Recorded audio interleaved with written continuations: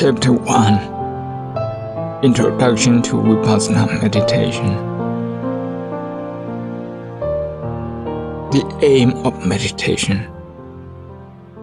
What we are going to start now is a few days of meditation retreat. We are making a special effort to get together and help each other with meditation practice. This evening is an introduction. I would like to talk to you about why we need to meditate, what is concentration, and how to begin to practice it.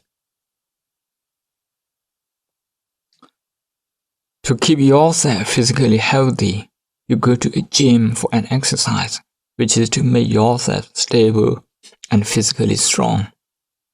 In the same way, to have a stable and strong mind, we do meditation, which is mental exercise.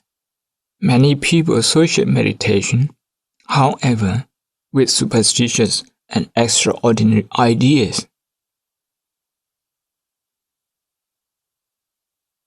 But generally, meditation in Buddhism is a mental training. It may help us to understand meditation better by thinking of mind metaphorically as a scene from nature. Before we do that, please bear in mind that the mind cannot be compared with anything we can see with our eyes. The mind is so quick, wonderful, complicated, and also mysterious. The mind is like water in a lake. For the sake of our own understanding, we can liken our mind to a lake filled with lotus flowers and aquatic creatures.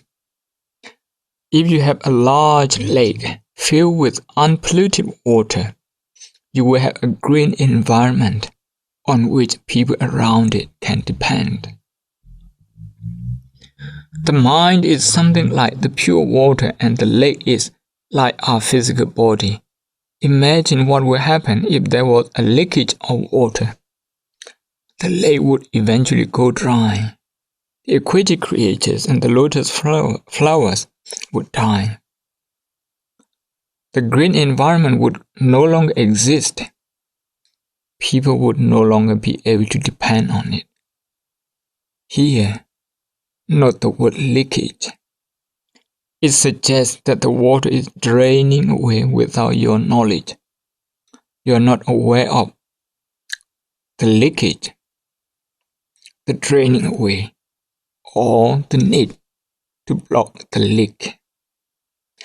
Just like that, during the day, without any intention to think, thoughts just come into our minds and waste away our mental energy.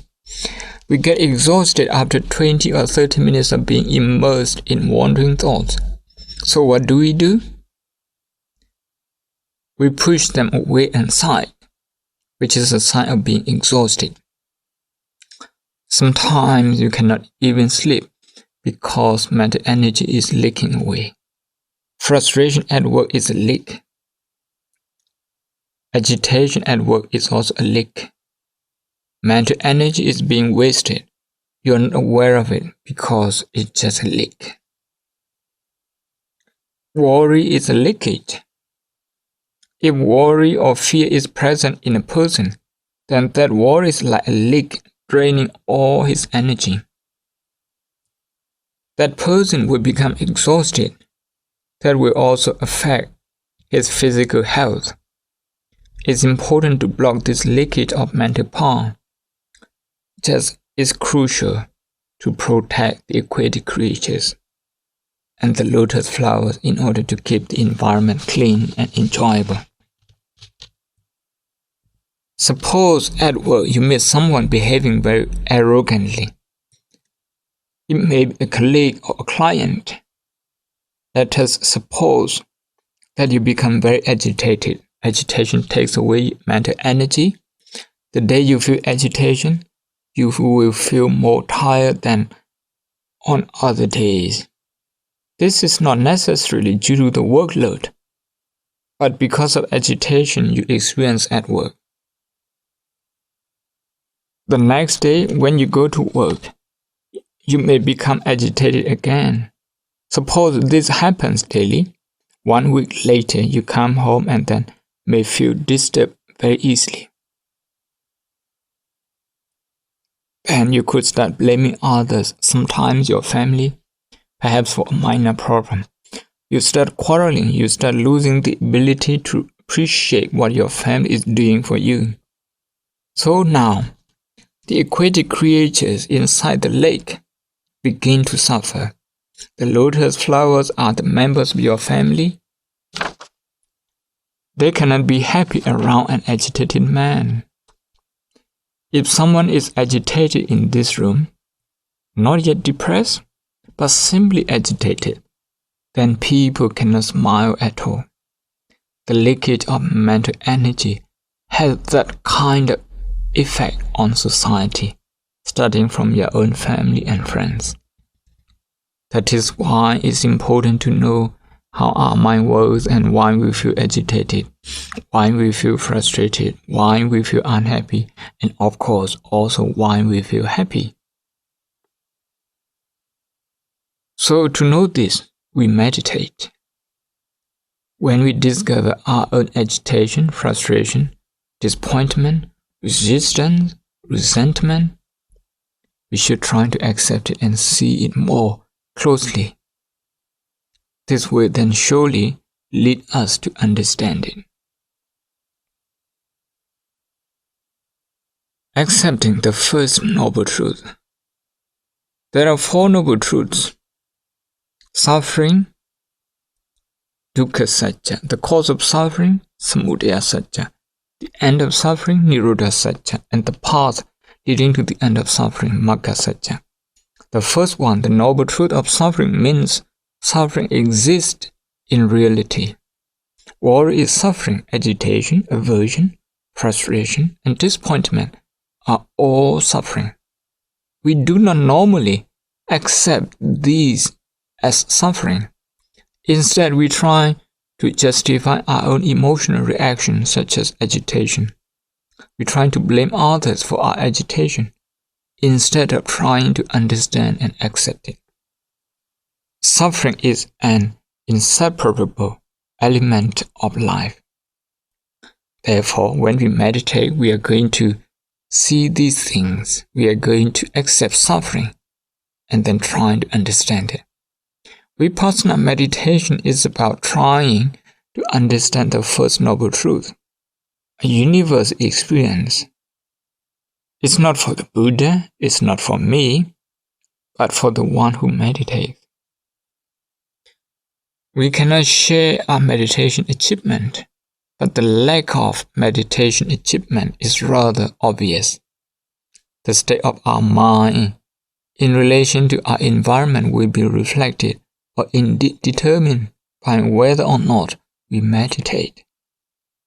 This is why it's important to meditate.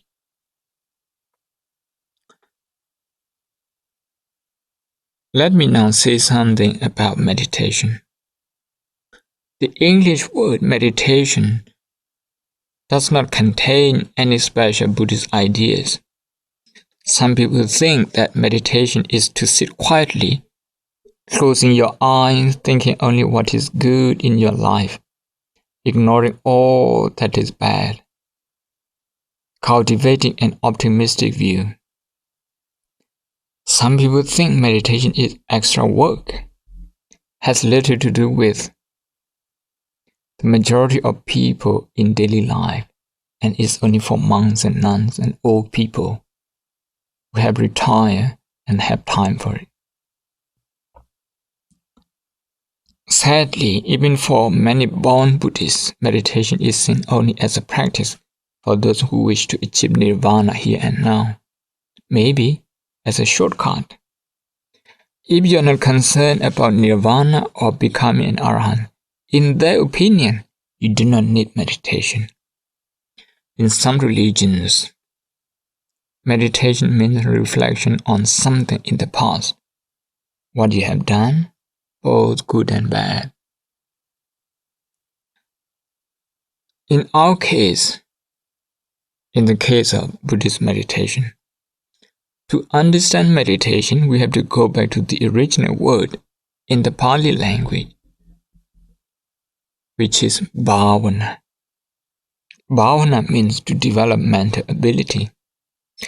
We believe that as human beings, we have the ability to make our minds stable and concentrated, and make full use of it to understand, to think, and to create something wonderful. Nevertheless, this ability within us is only a seed. We have to nurture it to enable it to grow. Although we have the ability to be mindful, to be concentrated, and to understand, like seed, which means a seed, it will not become a plant until you grow and nurture it. The mind remains undeveloped without proper mental exercise. The technique to do is called meditation. The technique to develop the mind. When we meditate, we explore and we try to discover how the mind works. The technique was discovered and taught by the Buddha, but we have to see it for ourselves. We need a technique to develop our mind, our mental energy, like the way we develop our muscles in our body. Meditation object. We are going to practice Vipassana, Bhavana, or mindfulness meditation. From now on, I shall describe the technique. The object of meditation is very important. In 1995, when I went to Daunji in Shan State, the Union of Burma, I met one of my devotees who had been meditating for quite some time.